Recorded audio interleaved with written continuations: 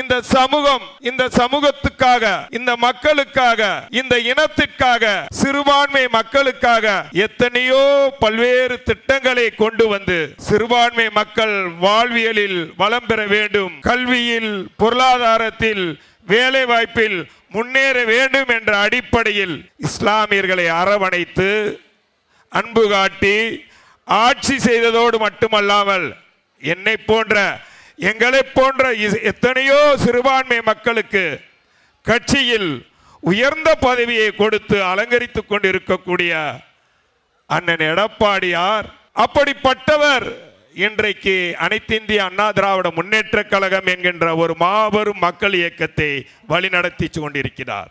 ஆனால் ஆடு யார நம்புனா கசாப்பு கடைக்காரனை தான் நம்புன்னு சொல்லுவாங்க. அதுபோல இன்றைக்கு சிறுபான்மை மக்களுக்கு எத்தனையோ திட்டங்களை கொண்டு வந்து சிறுபான்மை மக்கள் எல்லா நிலையிலும் உயர வேண்டும் என்ற எண்ணத்தோடு இருக்கக்கூடிய ஒரு மாபெரும் மக்கள் தலைவரை இந்த சமூகம் புறக்கணிக்குது என்றால் இந்த சமூகம் அவர்கள் தலையிலே, நம்முடைய தலையிலே நாமே மண்ணை வாரி போட்டுக் கொள்கிறோம் என்ற அர்த்தம் அல்லவா?